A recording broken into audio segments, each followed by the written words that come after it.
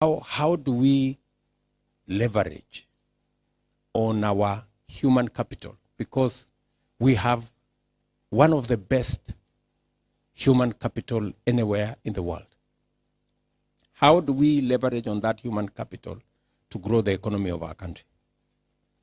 How do we do what the young man is saying there? How do we facilitate more nurses to work in the international space rather than many of the nurses, hanging around in our country when they cannot get an opportunity to work? Everybody who cannot get an opportunity to work in Kenya, is it possible for us to facilitate them to work elsewhere? To work in the diaspora. I think that's really the conversation we need to have.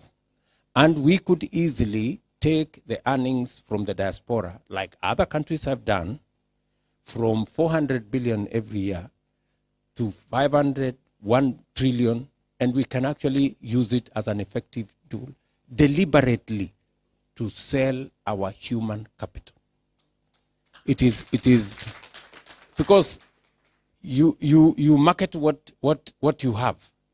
We may not have gold, we may not have oil, but we have a human resource that we can use to make money. So that's really the conversation we have. And I agree with you that we need to make it that much more easy. I think when we signed the agreement, it produced the opposite result.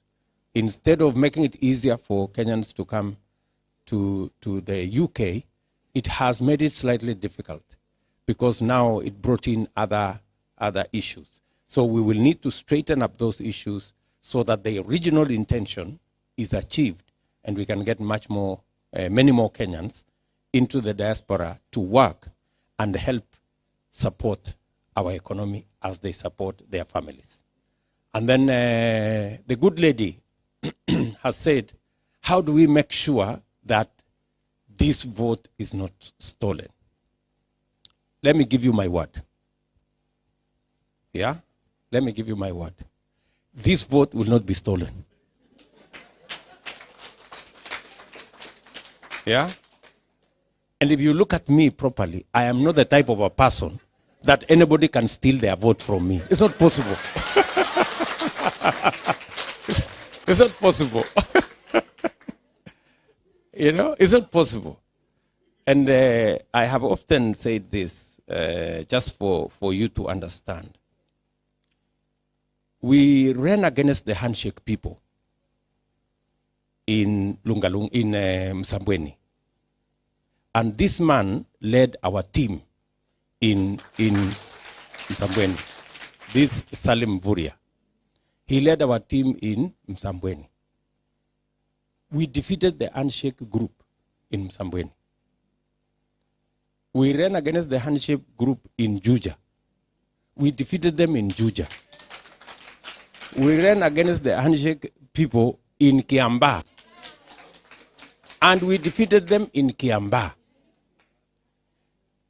If they could not steal the vote in Kiambaa, tell me how they are going to steal the vote anywhere. They will not steal nobody's vote.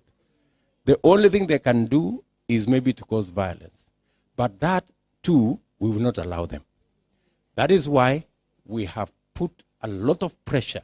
And that's why you see them complaining in Nairobi. Yeah? That they are complaining that we have told the international community that there must be free, fair, and peaceful elections. If they are not, if they have no plan of doing monkey games or causing a situation that will not be peaceful, then why are they complaining?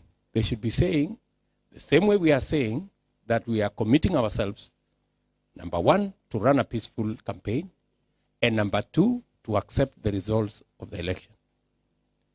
Why is it possible, or why is it not possible for the candidate on the other side to make a simple commitment that they will accept the outcome of the election, whether it goes either way.